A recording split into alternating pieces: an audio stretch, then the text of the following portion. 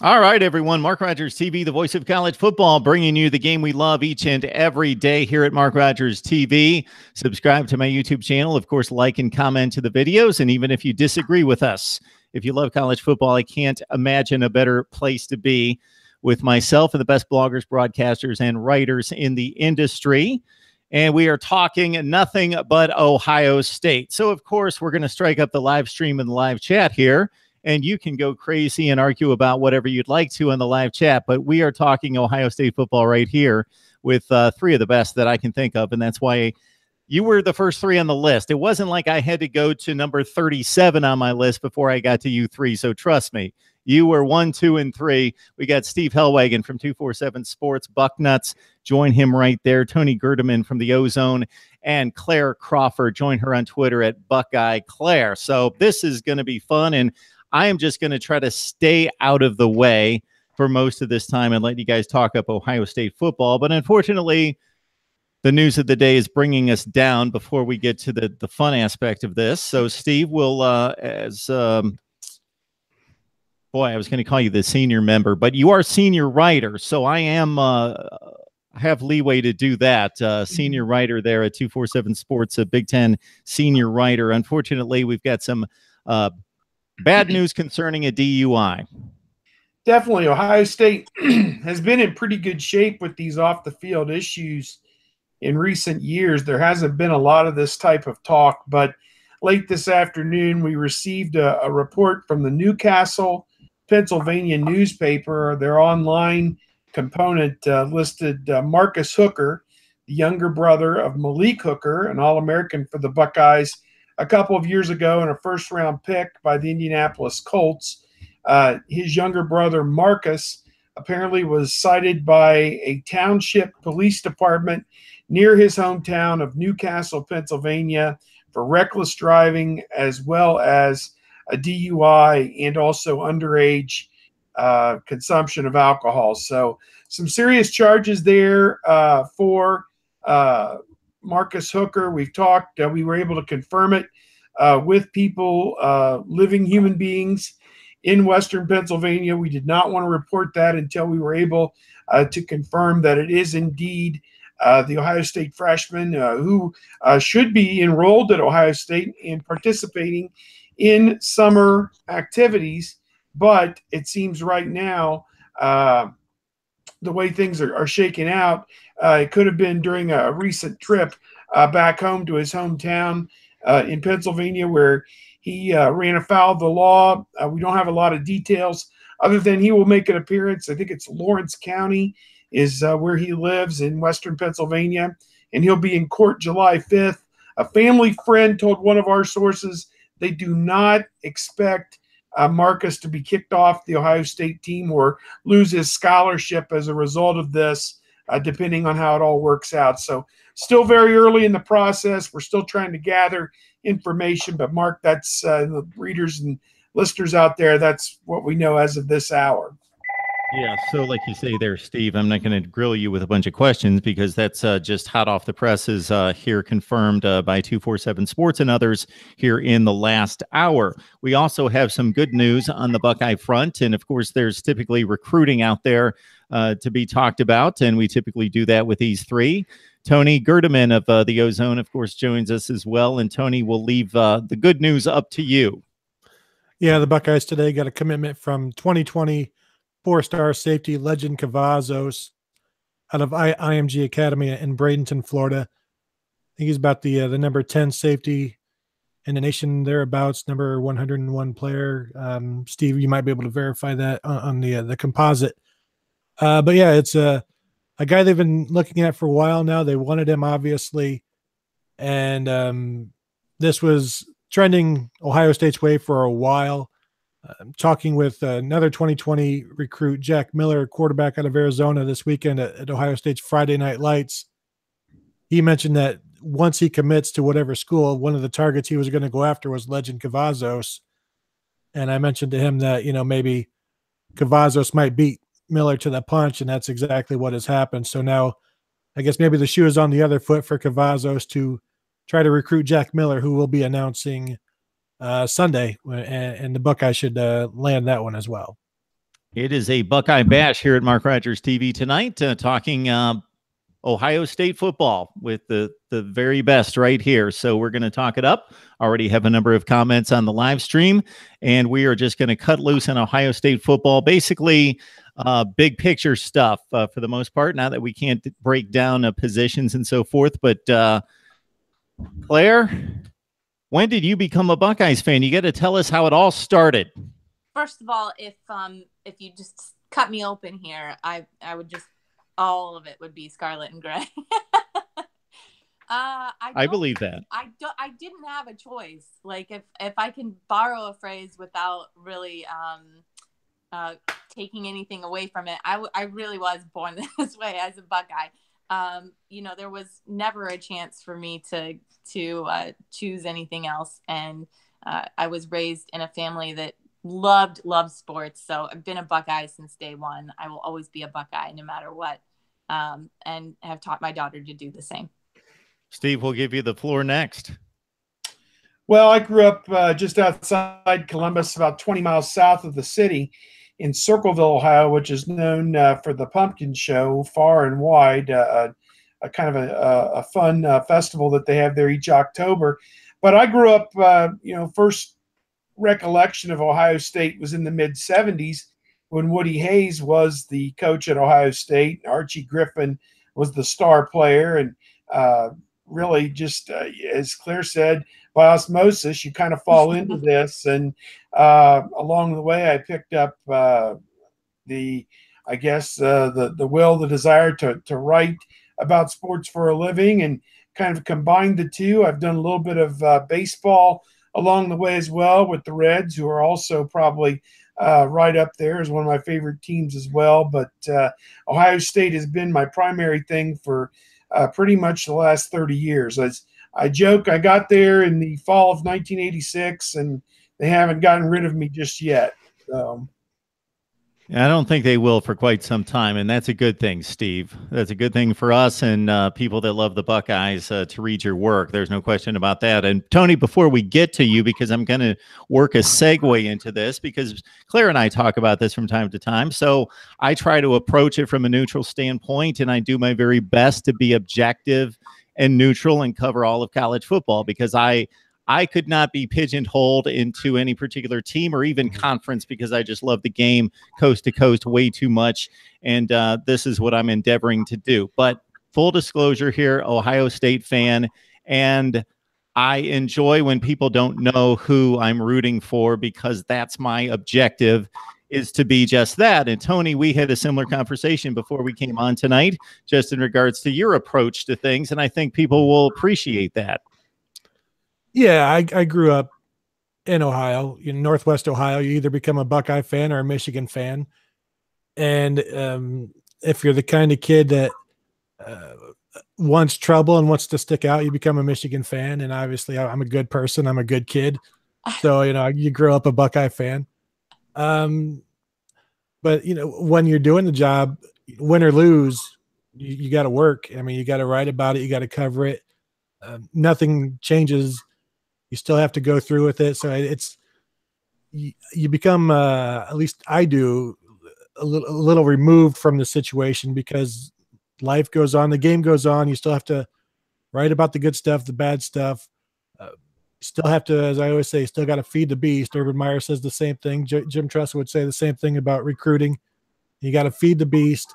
You build this thing up, and then you got to continue it. So win or lose, you can't get high, you can't get low, because you still have to write the gamer about the loss. You still have to talk to the players about them, about each loss, and what went wrong and what went right. And then you go on to Sunday, Monday, Tuesday, and it starts all over again. It reminds me of this. Go ahead, Steve.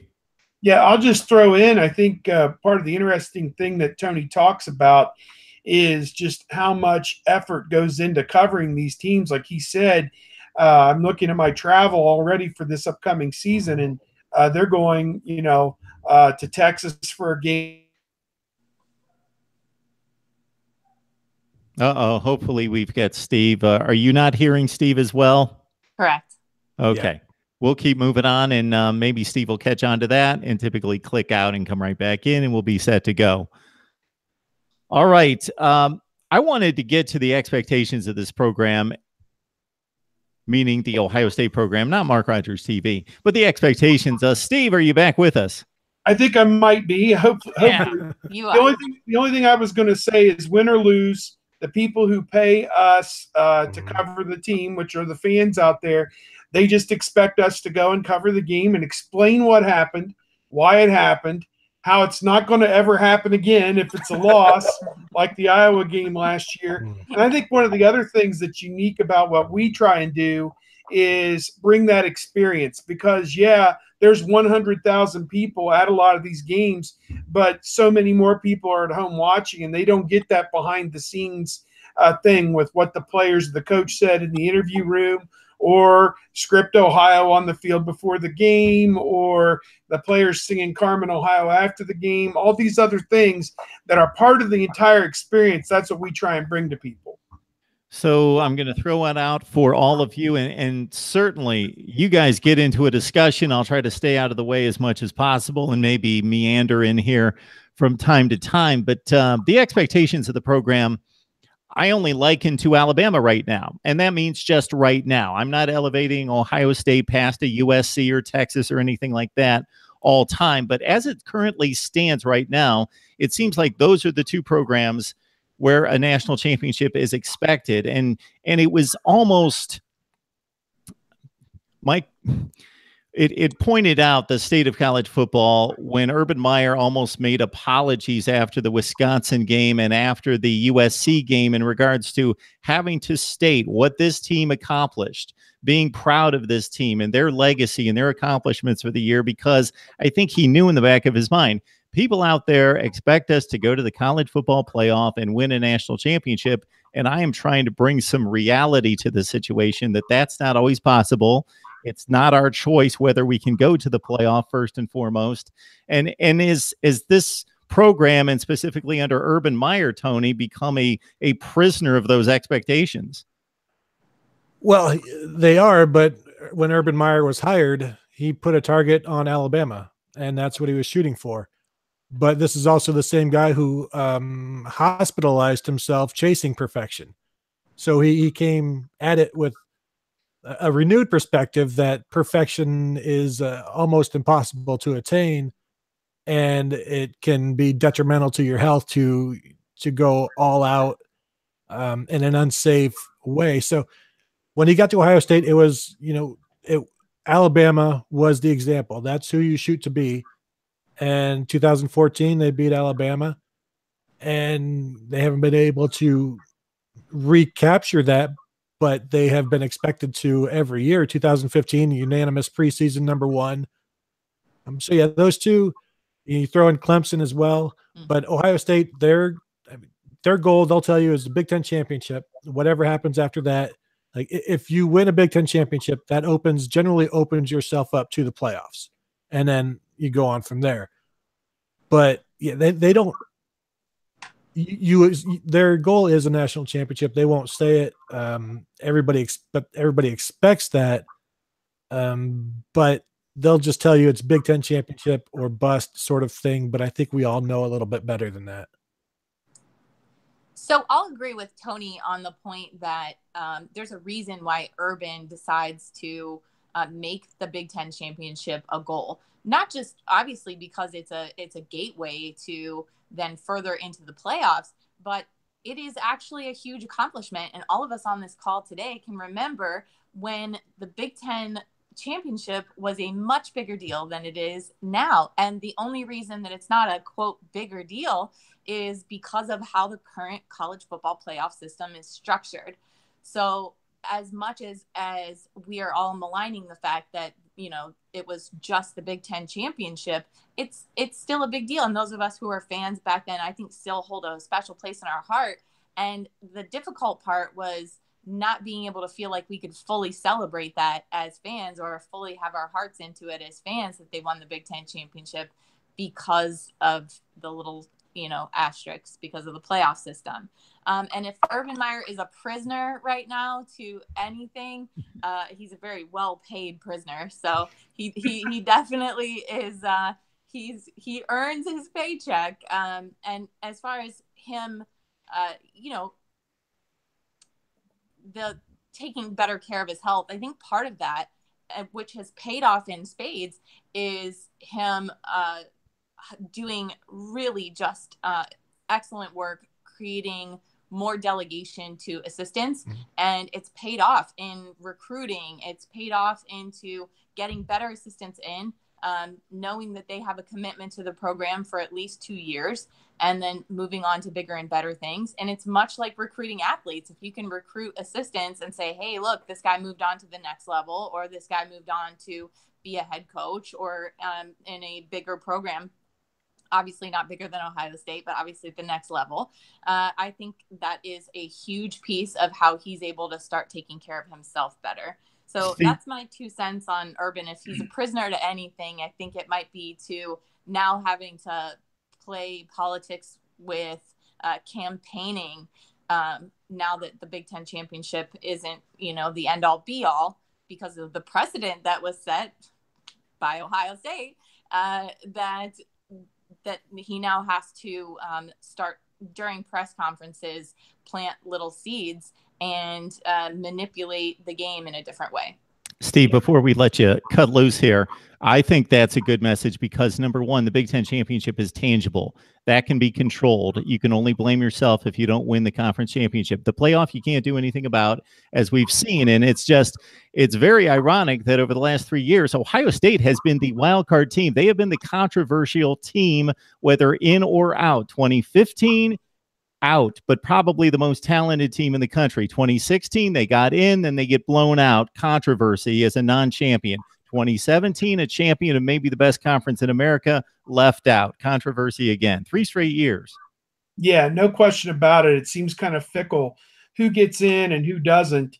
I'll go back. Ohio State had an athletic director, Andy Geiger. That's a name that a lot of people will remember.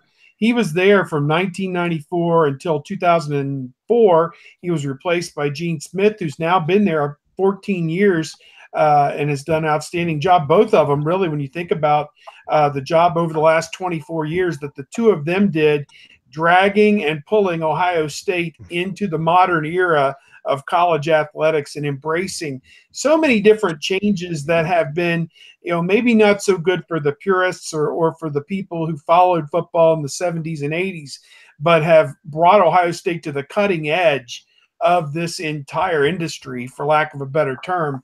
I mean, there is no advantage within the rules that they don't have. They have all the support help you could possibly ever get.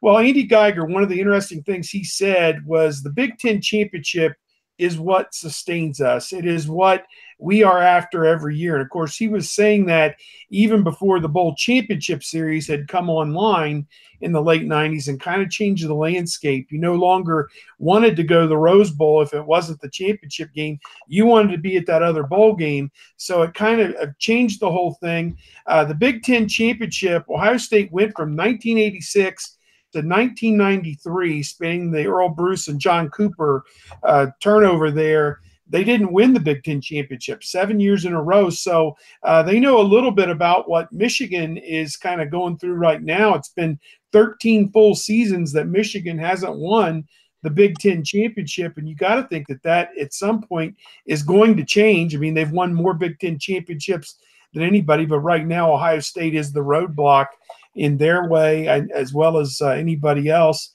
And one other thing I'll throw in, just as the playoff talk came up and what the chalk, who's predicted.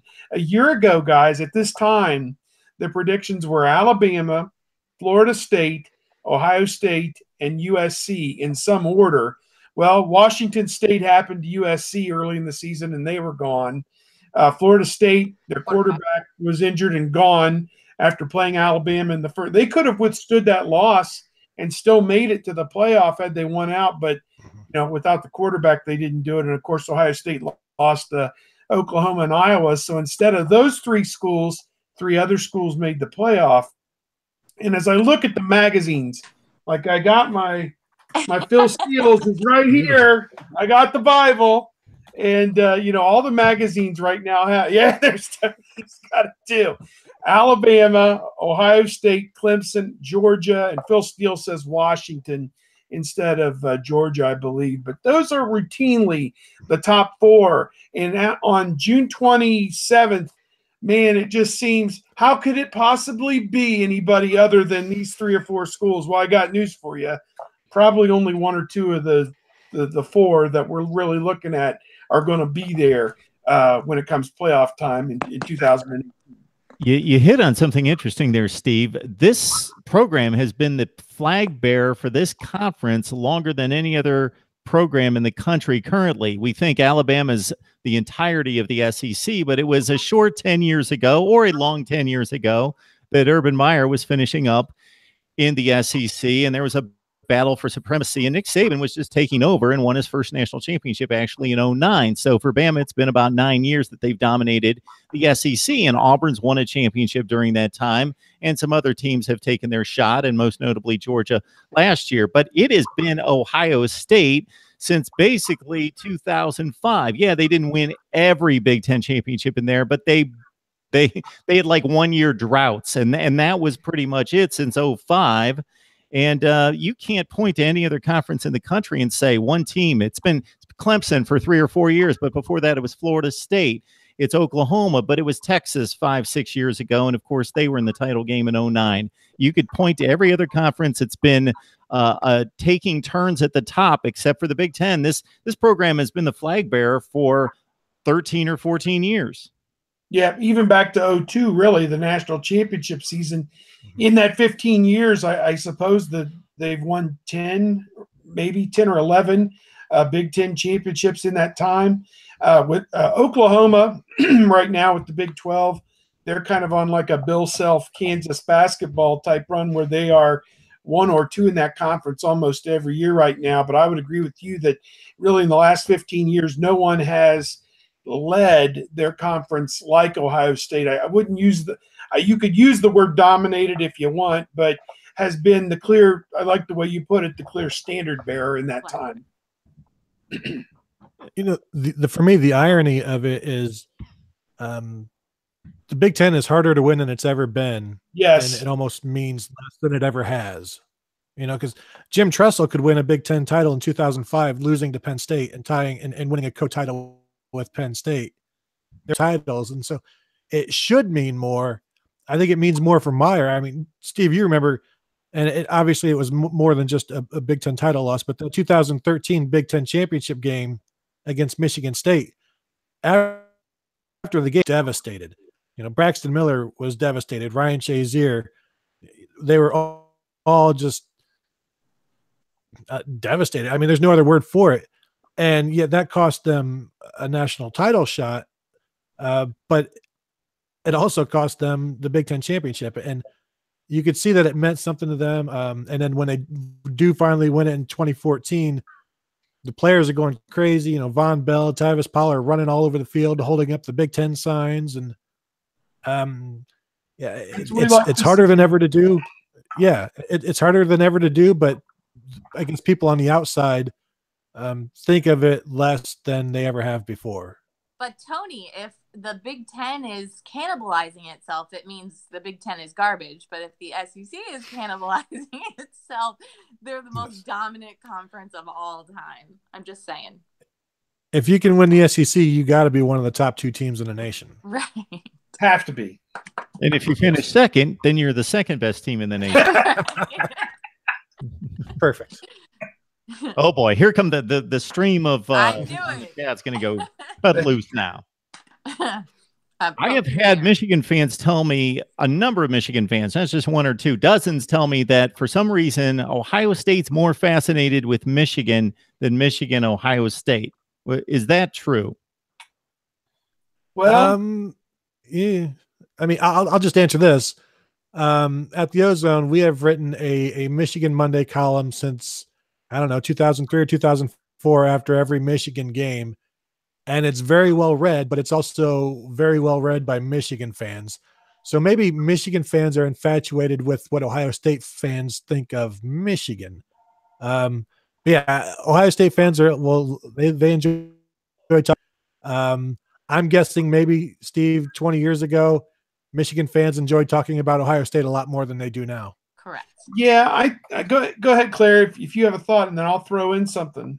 Oh no, it was going to be something horrible and snarky. So okay, let me give the analytical, and then you can give the snarky. Okay. Which I'll have a little bit of snark in this as well, but it's kind of sour grapes when you can't beat Ohio State over now proven a 15-year period. What have they won twice or something like that?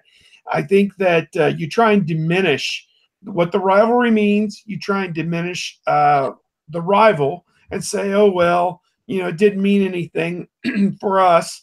They are definitely gripping, for lack of a better term. They have to come to grips with the fact that they are not the Michigan program that they all grew up on, where Bo just rolled the helmets out there and they won 8 or 9 or 10 games every year and were in the Big Ten championship hunt every year. It's not like that anymore. You're 3rd or 4th in the division, and that's how it's been.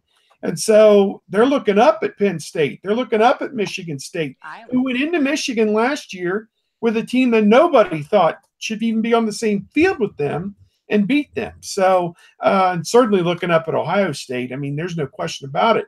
It's, again, why is it like this? It's the material in gives you the result that comes out. Ohio State has recruited at so much higher level than Michigan over the last 15 years, really.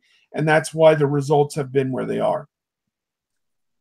Steve, I will absolutely echo exactly what you just said. It was going to be very, very similar to what you said, but I'll liken it to an ex-girlfriend that you guys had this great relationship at one time. It was very evenly matched, and all of a sudden you guys break up and you, quote, don't care about her, and you're definitely not stalking her on social media. I feel like Ohio State is the ex-girlfriend that Michigan is definitely, quote, not stalking on social media. That you're right. And I will absolutely say that I think I agree that it has a lot to do with recruiting. I think they put a lot of eggs in the Harbaugh basket because he's a Michigan man, because he finally was a cheerleader. I feel like through Brady Hoke and Rich Rod that they didn't have a real Michigan brand behind it. And Jim Harbaugh is Michigan.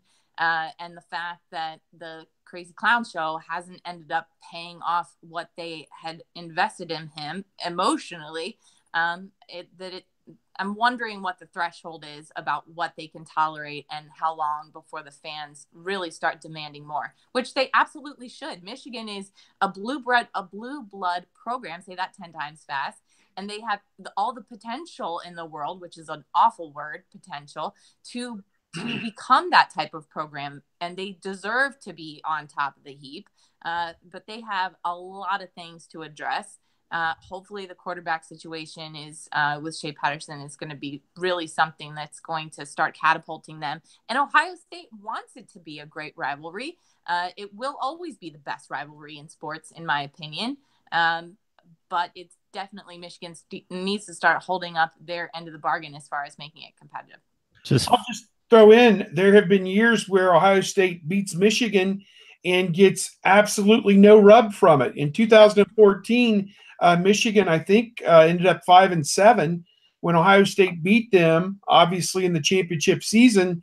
In Franklin County, that meant everything because Ohio State was denying Michigan a bowl berth. But as you took a concentric circle out from the horseshoe in Columbus, Ohio, when you got outside the borders of Ohio, it was met with a collective yawn.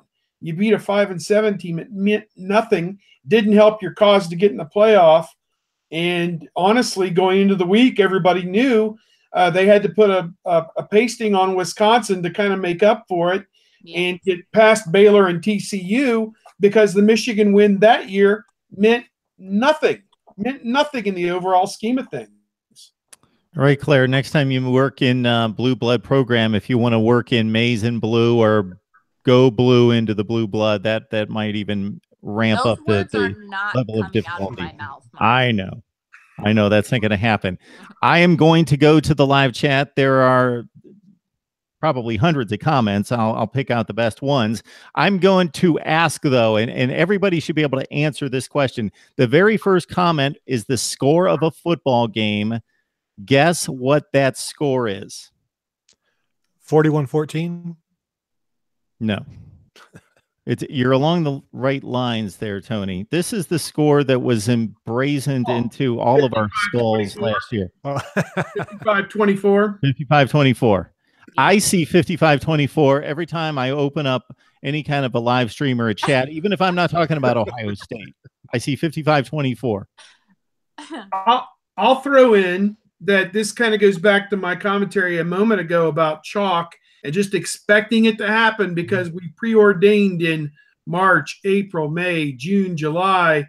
Hey, guess what? The games are played on a college football field by, 22 guys, 11 guys on each side.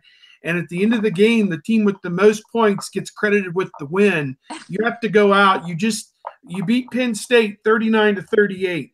The following week, you go to Iowa. None of the players on the Ohio State team had ever played a down of football, not only at Kinnick Stadium, had never played a down of football in their lives against the University of Iowa. Now, I've been around long enough to know that Iowa, God bless them, 500 team last year, whatever they were, they don't lay down for nobody. I mean, nobody. Especially not in that stadium. It's rare that they get blown out, and particularly at home, they're going to give you everything that they have.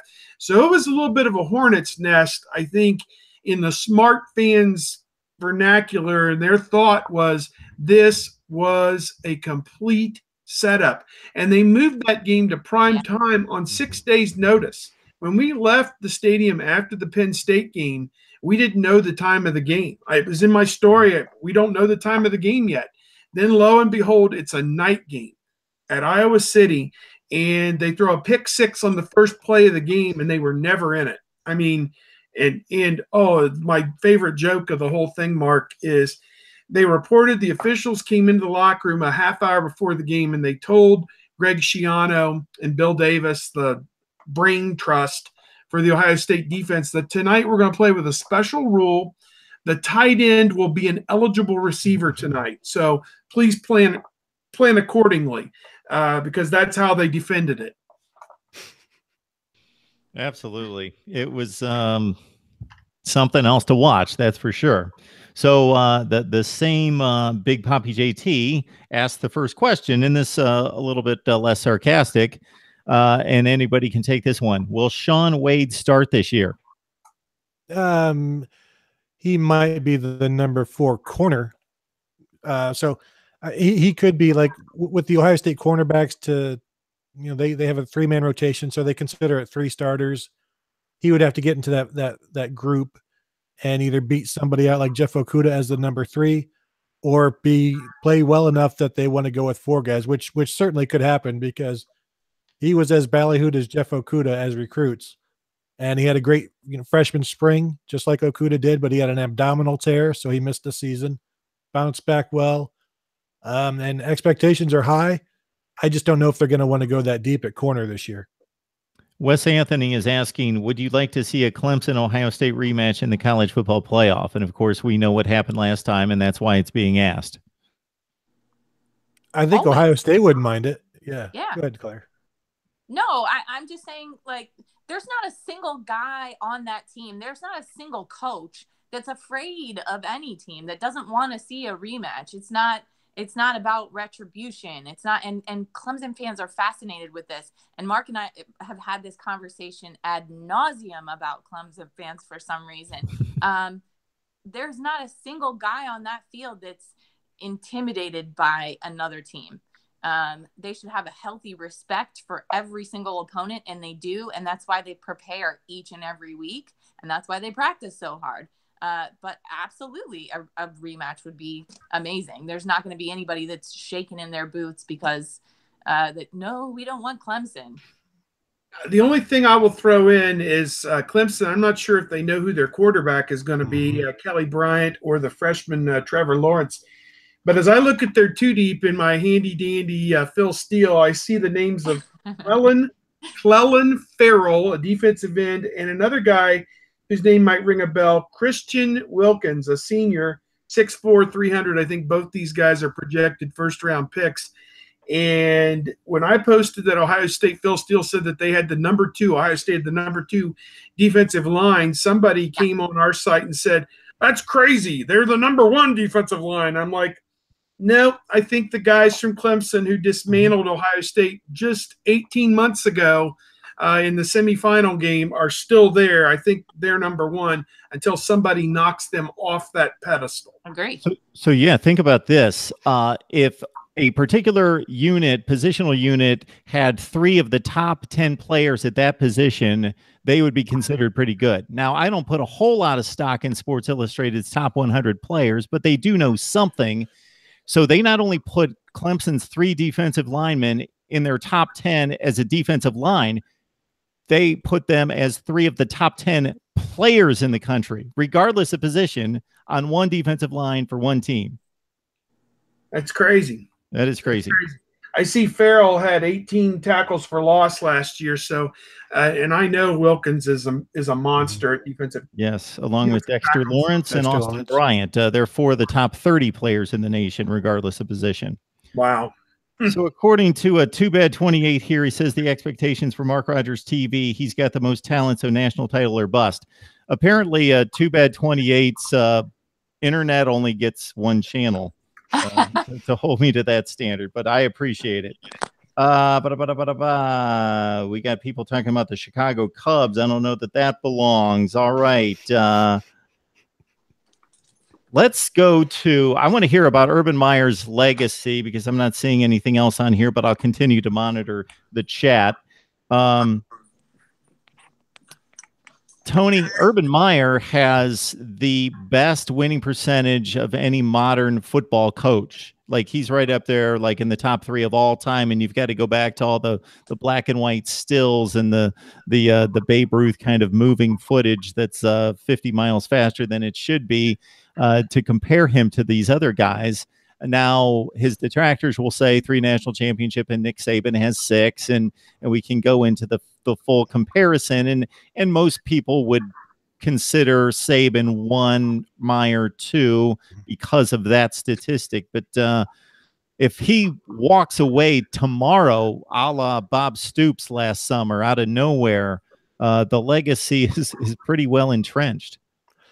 Yeah, and I'll go in a couple of different directions here. First of all, I would agree it's 1, Nick Saban, 2, Urban Meyer, but Urban Meyer is doing something that Nick Saban couldn't do, which is win in the Big Ten. Let's just mention that. But to also bring in the Michigan thing, when Urban Meyer was hired in 2012, I wrote that he would be bringing the rest of the Big Ten clawing and screaming with him to national prominence, or else he was going to leave them completely behind. And that's what's happened.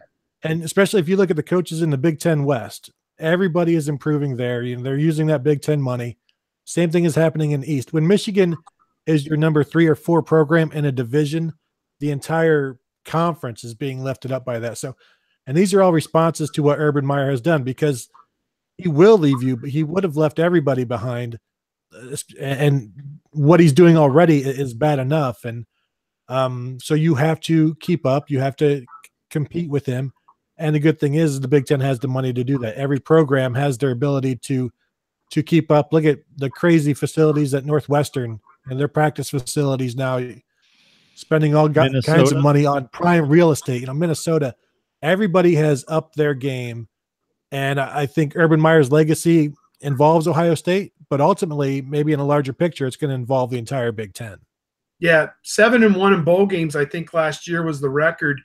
And you had Big Ten teams winning major bowl games at that, with Ohio State, Penn State, Michigan State, Wisconsin, all beating top competition. I think 3 of those were major bowls. I don't have it all in front of me, but yeah, it was just a great year for one of the best years, I think, for Big Ten football.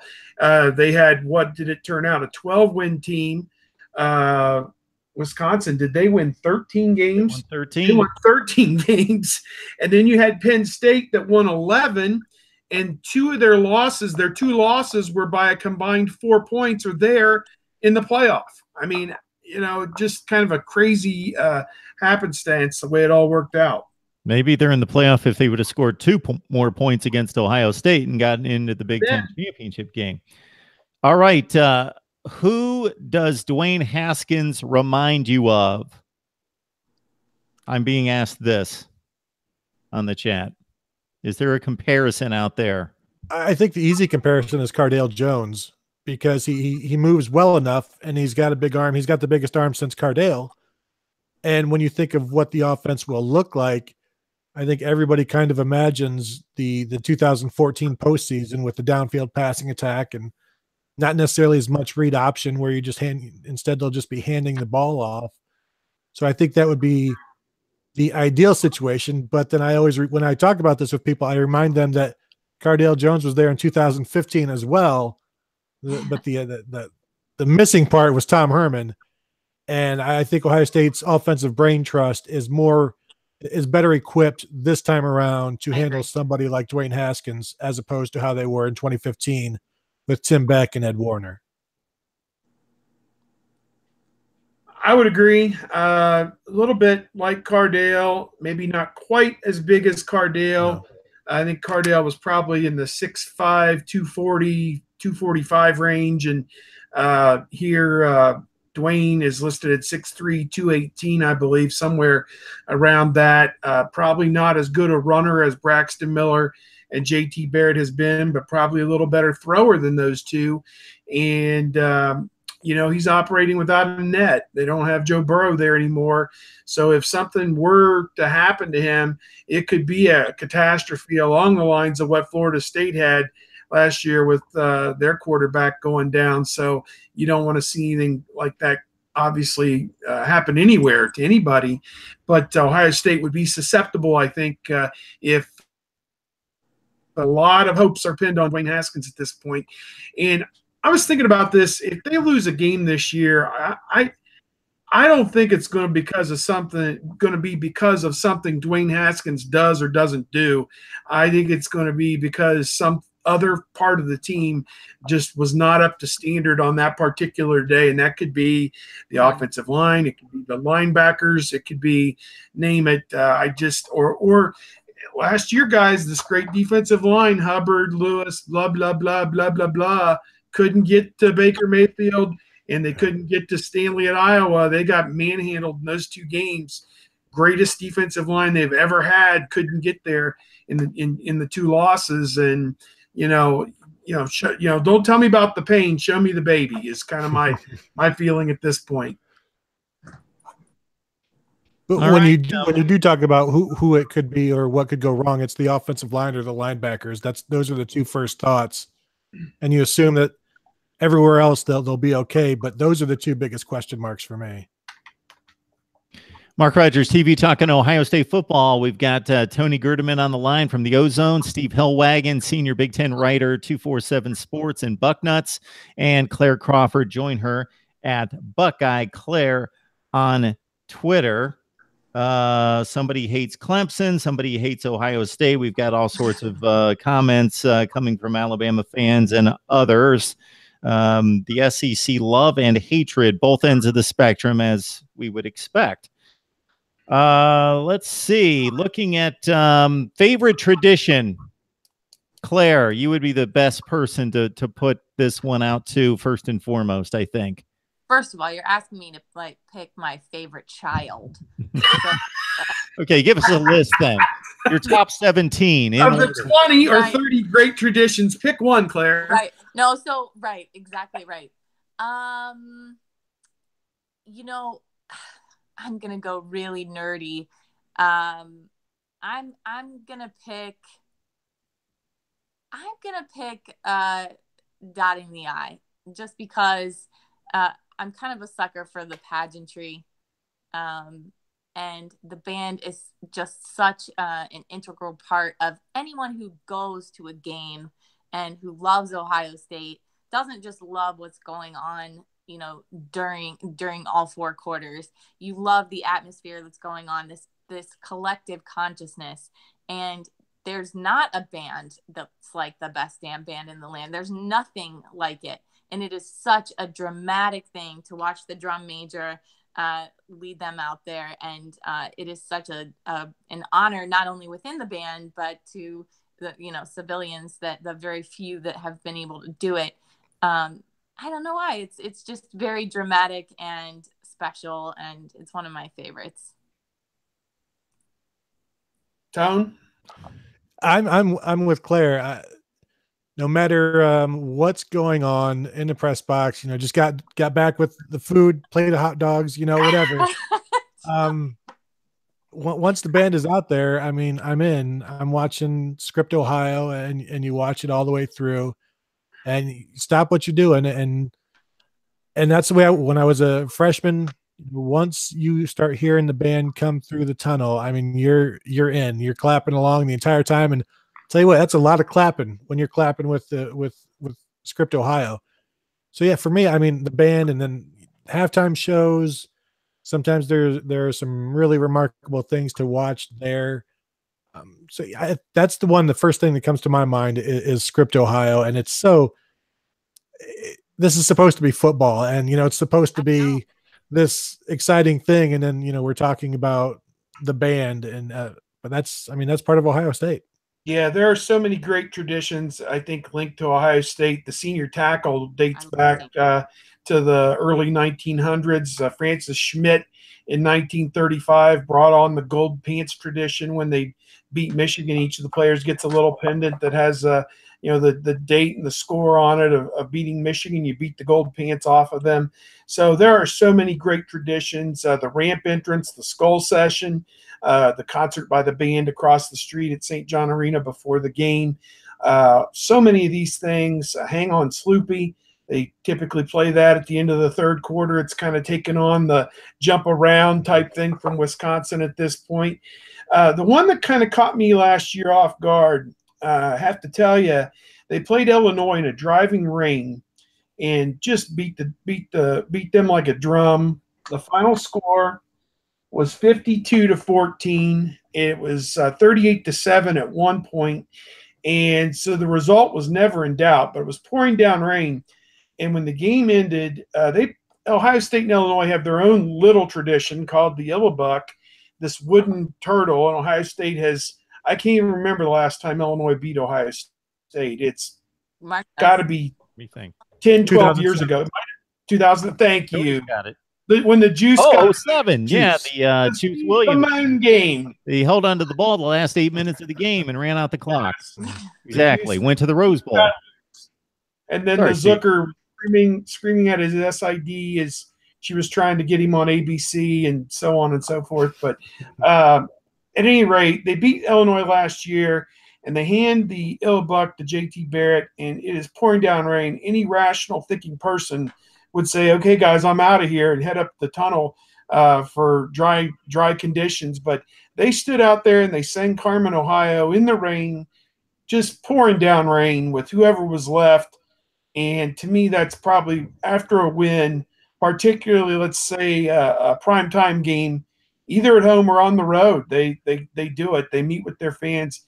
They sing Carmen, Ohio. To me, that is probably the tradition Jim Tressel brought on in 2001 when he arrived, and Urban Meyer kept that.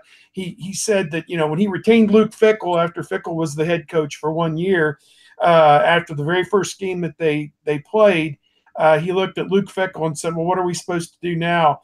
And Luke grabbed him by the arm and said, this is how we do it. And they went down and sang Carmen, Ohio. And it's been something for almost 2 decades that is really stuck, I think, with a lot of Ohio State fans. Steve, that Illinois game last year, the weather was terrible for that entire second half. Like the week leading up, it was like Jalen Holmes and some of the other defensive linemen said that after the game, they were going to go into South Stands and just, celebrate with the fans. And so, it's pouring and the game is over and you figure there's no way, because everybody's, got all their ponchos and everybody just wants to get off the field. But you've got Tracy Sprinkle, Jalen Holmes, and those guys climbing into South Stands and into the student section. That was senior day. That was their last time there, and they wanted to spend a little bit more time in the stadium with the people. So I thought that was pretty cool. I think one of the things, and I'll hit this very quickly, each year the senior class is leaving Ohio State with upwards of 40, 45 wins, whatever it is. It seems like almost an annual basis they are setting some kind of a record for the number of wins or winning percentage or whatever it might be. That's become a tradition, I think, at Ohio State for one class to outdo the one that comes after them. And last year's group, obviously, with J.T. Barrett, Billy Price, the guys he mentioned, that was as good a senior class as Ohio State has had in a long time. Our guy Alex Martin commenting on the chat that this is entirely too much Ohio State talk. I'm about to throw up on my laptop. Well, of course, I did title the video, but Alex says he's supporting me because a number of people then chimed in with, didn't you read the title of the video? There are two Urban Meyer questions that just popped up. They're very hypothetical, at least one of them. One is, do you think, and you guys will let me know if this is a valid question or not, is Urban Meyer going to step back and allow his coaches to coach this year, is the question.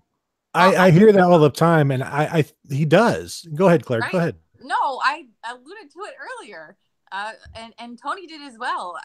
He would not be able to, and Urban will, if you'll notice, Urban has fallen on the sword several times when, in my opinion, didn't need to. When the offense was falling apart and Ed Warner wasn't quite doing exactly what they wanted it to do, or when the offense isn't running exactly as planned, Urban fell on the sword and said that was my play call. This was, but I think took entirely too much responsibility, which is obviously the noble thing to do when a lot of that stuff was breaking down.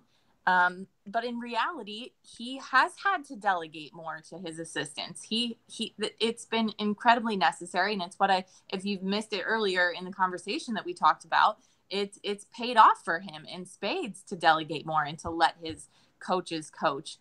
Bringing on Alex Grinch is going to be something really interesting to see what Alex Grinch is going to contribute. He certainly will have a bigger role. Obviously, Greg Schiano, with his previous head coaching experience, he's letting him coach. So I don't see where there's that Urban Meyer is this iron-fisted dictator in the program. I certainly believe that he bears a lot of the responsibility for the wins and the losses, but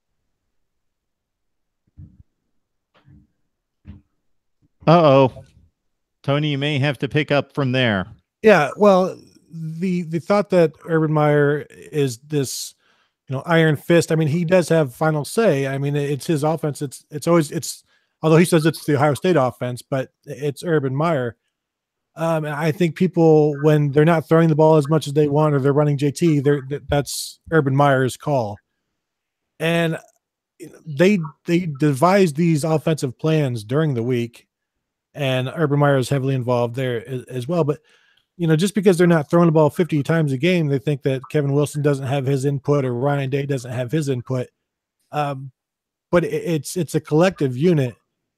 And, from what we've seen of JT Barrett, I mean, I don't know, would fans wouldn't rather him rather be throwing the ball 60 times because they're always telling us how bad he was. Yeah, Claire made a great point about how throughout the Ed Warner, Tim Beck follies there in 2015, how, he just kind of took it, internalized it himself.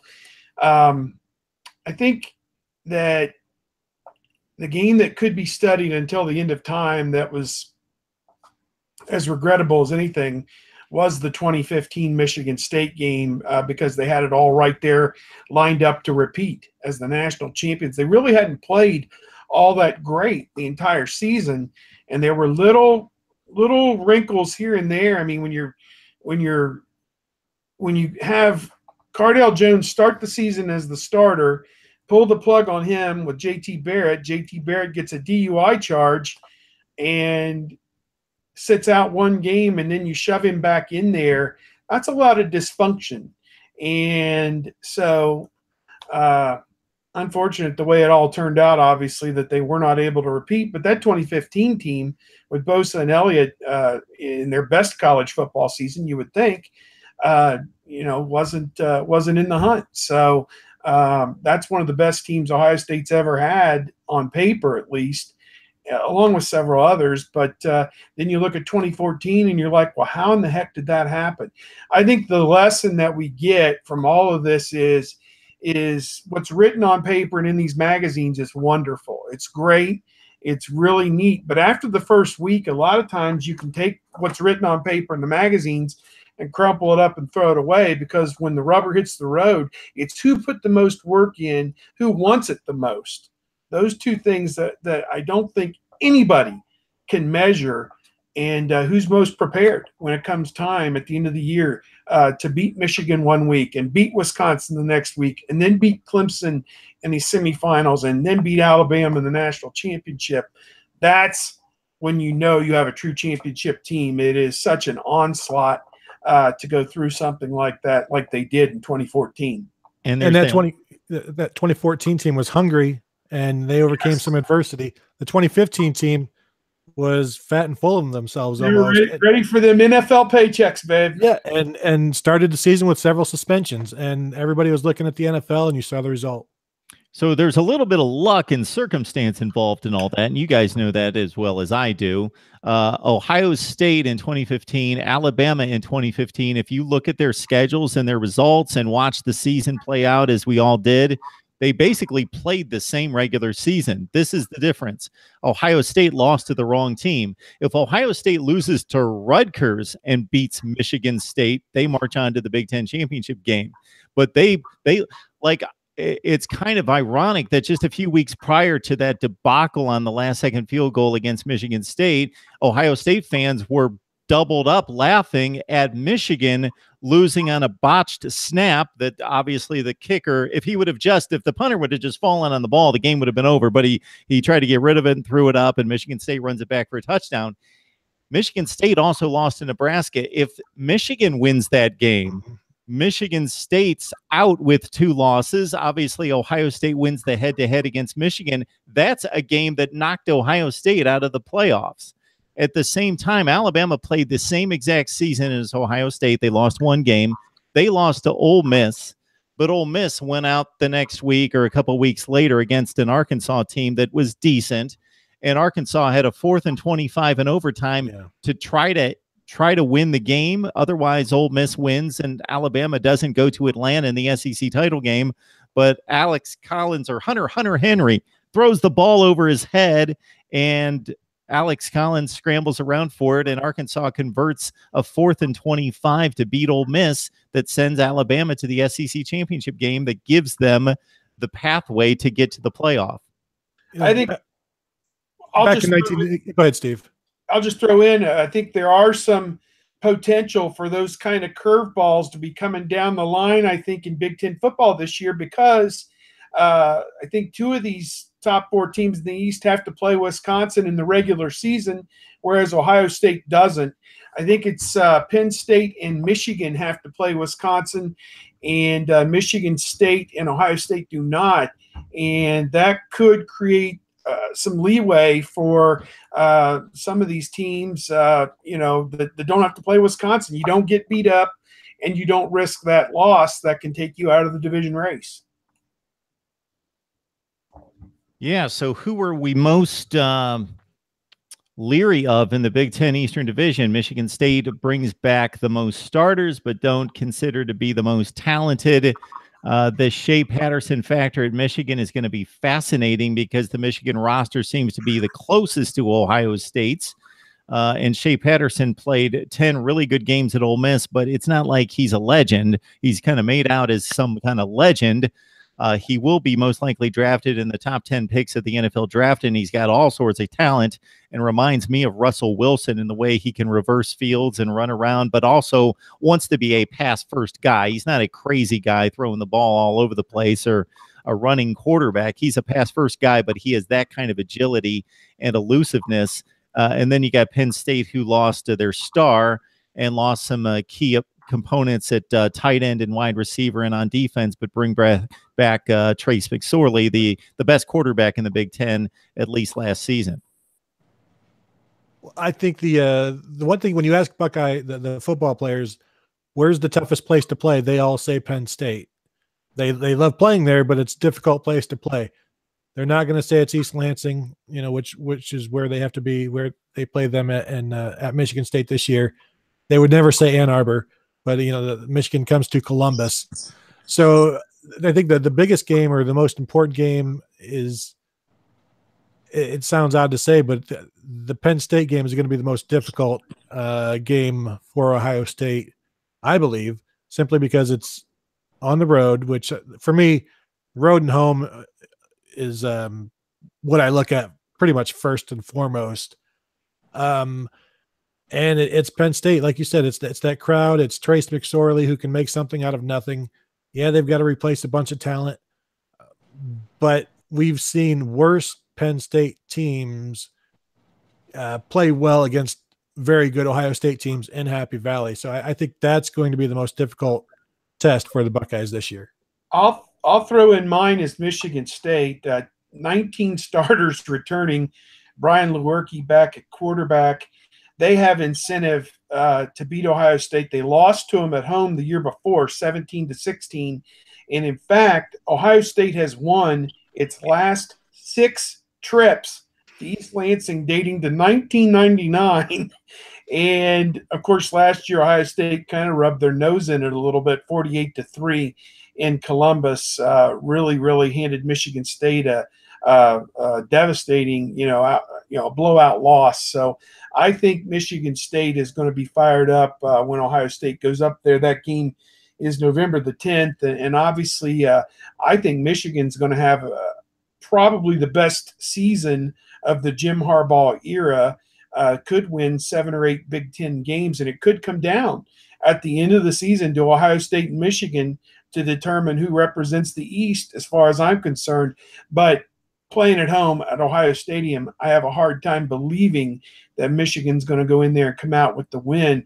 I think Ohio State, as Tony said, Penn State's going to be a rough place to play, and I am no way discounting Michigan State either. I think they've got the veteran experience and the quarterback to make Ohio State pay for the misdeeds that they've done against the Spartans the last couple of years. Claire, we missed you. Who are you concerned about in the Big Ten Eastern Division? No, I'm going to echo what the tail end of what I heard Tony mention, and it's Penn State. And I think there's a lot that, James Franklin seems to be doing a lot of campaigning, and I mentioned politics a little earlier myself. He seems to like to poke the bear recently, and I think it's a great, fun part of the rival. They've definitely had Ohio State's number, but yeah, it's a place that it's extremely difficult to go play.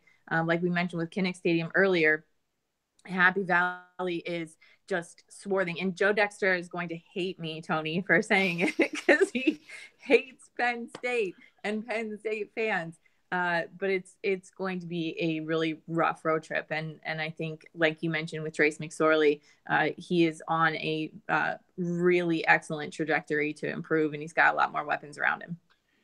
And of course, the game that doesn't count toward the Big Ten championship, but could make it difficult for Ohio State and force them to possibly have to run the table in the Big Ten, would be the trip down to Cowboys Stadium, which has been a pretty fair trip for the Buckeyes the last 2 times in meaningful wins against Oregon and USC. But that TCU game, we had a Rivals.com TCU guy on a few weeks ago, and this will be interesting for you guys attending the game. They say that TCU hates Ohio State. I wanted to know if it had anything else to do than 2014, but no, it has nothing else to do with anything else except 2014.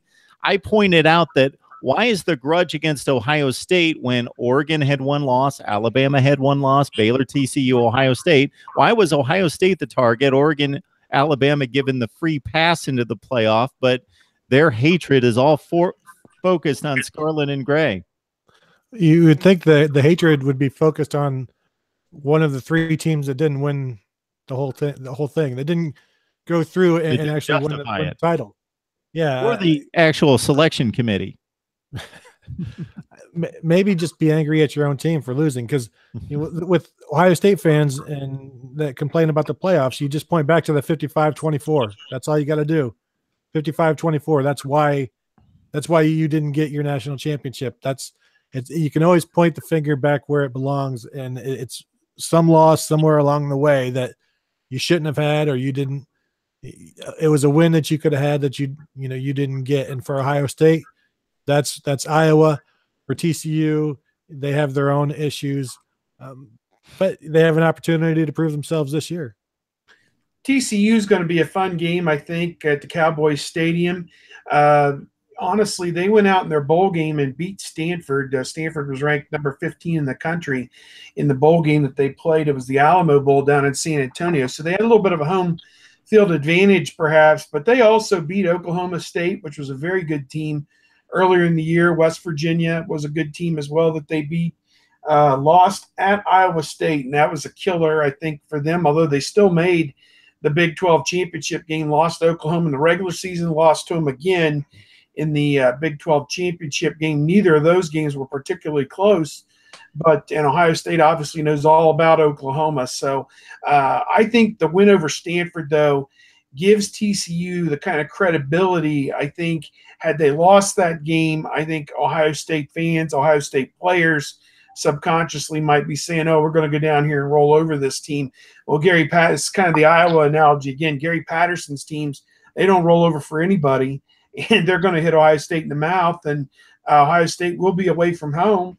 My guess is out of 65,000 seats, they're going to have about 30 to 40,000 of them. Ohio State well represented, though, when they played Oregon there, and I thought they had almost a 2/3 majority when they played USC there in the Cotton Bowl just a few months ago. So Ohio State fans will come and support the team, and they're going to need to, because TCU is going to have the crowd that day. Stanford jumped on that team 21-3 in the Alamo Bowl, and the rest of the game, TCU's offensive playmakers in space basically made Stanford's defenders look like they were standing in mud, which Stanford's not known to be the quickest team in the nation, aside from their fastest 4 or 5 guys. But guys like Jalen Rieger, Cavante Turpin, Kyle Hicks, they're exceptional playmakers in space, and it's going to be fun watching the DBs against the wide receivers, both sides of the ball. You know what I think is going to be really interesting to look for as well? You know, we got a taste of Dwayne Haskins stepping up into a very high pressure situation, looking like a gunslinger, and you know, absolutely nothing to lose as a backup at that point. But it's going to be interesting to see him in a very high pressure bowl atmosphere to see if he can replicate what we saw in the Michigan game. I think the neat thing is they have the run up. They play Oregon State, a program that's basically starting over from scratch, just 1 win last year. Although I think the guy they hired, Smith, is going to do a great job there. And then Rutgers, which Ohio State has just dominated them, something on the average of like 60-4 here the last 3 or 4 years when they've played. So kind of a gradual run up for Dwayne going into that TCU game, Claire, because he'll be able to work out all the kinks and throw 30 passes in 2 games before he gets in there against TCU, in my opinion. And he has the luxury of 2 amazing running backs and an H-back. He doesn't have to do it all. Right. If he doesn't have to carry it all on his back, if he has to rely on J.K. Dobbins and Mike Weber to do some of the heavy lifting, literally, I think that is also something that's going to take, if he does experience some issues, to take a little bit of that pressure off. So this is something you guys are talking about right now, and I think Tony's ready to jump into this as well. But people are asking how the offense is going to look different this year with Dwayne Haskins at quarterback.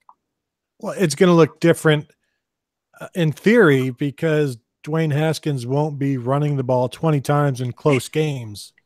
In theory, he's not the runner that JT Barrett is. So again, in theory, you'll be handing the ball off in those short yardage situations, although they're still going to run the quarterback. But what you also have with Dwayne Haskins is a stronger arm, a guy who will take more risks than JT Barrett, and for good or for bad. You know, he has the faith in his arm that he can put the football into any window.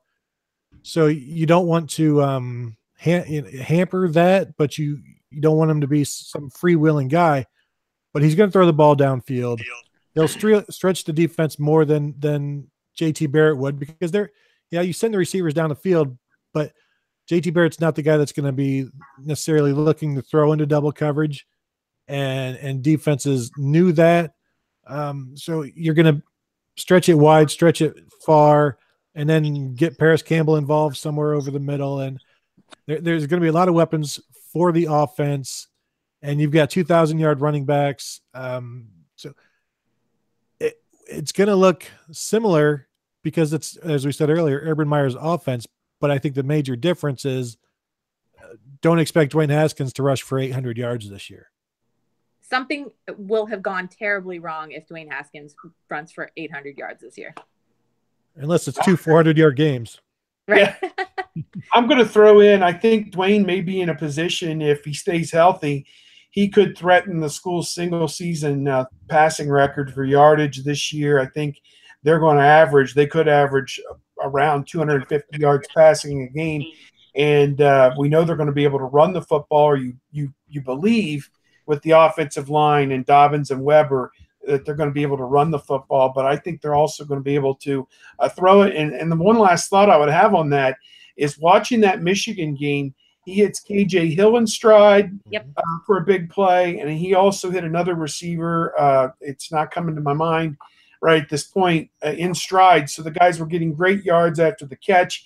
And, of course, he made just the magical throw to Austin Mack, where he went up and made the great catch. So I think there's a lot to rally around and a lot to get excited about when you think about what Dwayne Haskins just kind of scratched the surface of what he is capable of doing. I want to see it turned loose this year. And Steve, after that game, that Michigan game, we talked to him, and it was no big deal to him. He was just doing what he was asked to do for the team, and the moment was never too big for him. And I don't think it'll be too big for him in Dallas either. That speaks to the preparation, and it goes back to, again, it was a different set of coaches with Cardale, kind of the same thing, that you had a guy who had kind of, and this isn't really apply to Haskins, we had a guy who was a checkered reputation. Was he all in or not? And when his number was called, he was more than all in. And even by Wednesday of the Wisconsin game, Urban Meyer knew they were going to win the game and win the game convincingly because Cardale was on point. And that's what Haskins showed, I think, the people in the Michigan game. He was a novelty up until that point. And at that point, he's no longer a novelty. He's potentially an outstanding quarterback. And now he gets the opportunity, 13, 14, dare we say 15 games this year to go out and prove what he can do. And I think if anything is indicative of the offensive style perhaps not changing much, is to look at what we talked about earlier with recruiting and Jack Miller as a quarterback. He's a pro style quarterback, and obviously he's got 1,000-yard rushing season under his belt, and his high school team ran a lot of read option, but he's still considered that like pro style quarterback. You're still seeing very versatile quarterbacks being recruited. And I think it's indicative of the offense very much staying the same. We'll say very, very similar. Yeah. Because what Urban Meyer says is they want quarterbacks that can get out of trouble, because quarterbacks who can't are easier to defend. And the last thing Meyer wants is an offense or players who are easier to defend. So they'll do whatever they can to make sure that everybody that plays there has the football is difficult to defend in space or in one-on-one situations, quarterback or running back or receiver or tight end. I absolutely love the Ohio State football talk when I have Claire Crawford on, when I have Steve Hellwagon on, when I have Tony Gerdeman on. Now I've got them all three on at the same time. So it's just been a great hour of Ohio State football discussion. Again, Steve Hellwagon, Big Ten senior writer at 247 Sports. Catch his work at Bucknuts. For Tony Gerdeman, it's the Ozone. Catch Claire on Twitter at Buckeye Claire. And before I let all of you go, we know what the ceiling is this year. What's the realistic basement? Man. In that division, I guess it's 3 losses. I don't know. What do you guys think? Yeah, 8-4 overall with a loss to TCU and 3 other losses in Big Ten play. I can't even fathom that. But Yeah, I mean, it's set up Sub-basement. there that you have to play TCU, Penn State, and Michigan State all away from the friendly confines of the Horseshoe. Last year there was only one major college team that went undefeated. What was it? Central Florida with Coach Frost. I mean, they were the only ones. So even Alabama, everybody's going to be in peril at some point, and it's how you come through. That it could be at Purdue. I mean, as crazy as that sounds, although I saw Phil Steele has them like back at the bottom of the West. It was a 1-year renaissance for Purdue. But at any rate, I mean, it could come at any time. You just have to be ready for it and deal with it.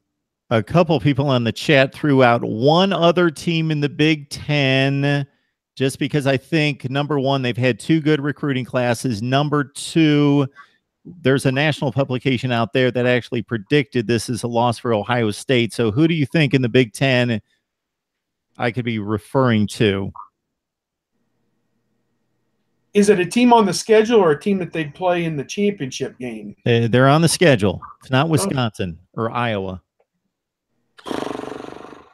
Oh, man. There's a few folks out there that think Maryland's going to jump up and do something this year. I think that's a little premature. I'll tell you what. It's trap-ish. If they can keep their quarterbacks healthy, I mean, they have guys. They beat Texas first game out of the box last year, and Texas ended up being a pretty good team by the end of the year for Tom Herman. They weren't quite what everybody thought they were going into the season, but eventually did become a pretty good team. So, I mean, Maryland, I'm trying to think. I projected this. I got them 3-6 in the Big Ten, so I don't know. It's going to be tough for them, but again, anything can happen. That's a road game. Yeah, the last 2 recruiting classes have been nice for them, but it takes more than 2 typically, especially when you're taking over a program that was winning 2 and 3 games. Dwayne Haskins and his tackle, Isaiah Prince, they are from the great state of Maryland, or the Commonwealth. I don't know, but whatever. They got that funny logo or that whatever that is. That nice. Well, they've got like 86 different logos that are all mashed together, I think is what they've got going on there. Good old Under Armour. The other thing that Maryland has going for them somewhere is what they do. And that's the week before Michigan. It's the week after Michigan State. Trap game. It's the trap game. It's not. I don't think it's quite the trap game that Iowa was last year, because even before the season, you looked at like that might be one to watch, but it's a tricky situation. It's a tricky time on the calendar, not necessarily a tricky place to play though. Yeah, in terms of vibe and atmosphere, it's not exactly Kinnick Stadium. It's like a high rate. It's probably like going into Maslin Stadium in I like a neutral site. The go there for a game. I tell you what, most of the places that we've been going in the Big Ten, even Rutgers, you could see where if they had it going, it would be kind of a cool place to play. Purdue, Illinois, no, not as much. I tell you, and this is the joke that I say, when they went to East-West, we traded going to Champaign and West Lafayette every other year for the rest of our lives for Washington, D.C. and New York City. So I think I'm good on that trade. That's cool. That's very cool. Mark, Chris Spielman is going to be in your inbox promptly because you mentioned the Maslin Tigers. He's going to be giving you a virtual high five. Yeah, and the famous comment that Chris Spielman made before the LSU game of '87 when he was asked about going to Tiger Stadium, and he said, "There's only one Tiger Stadium, that's in Maslin." So we've got some Miami football talk coming up at 8:30 Eastern time with Dwayne Holloway of the U family. So as the Miami fans are trickling onto the live chat here, you can imagine what they're bringing up. 31-24. Absolutely. There it is. Pass interference. And a bit of laundry on the field. Yeah. Fouts and his godson. Tony Gerdeman from the Ozone, Steve Hellwagon, 247 Sports, and Claire Crawford. You can catch her at Buckeye Claire on Twitter. You three make it very enjoyable, fun, insightful, knowledgeable, all those good things all put together. So we appreciate you jumping on board. Yeah, thanks for having me. Thank you.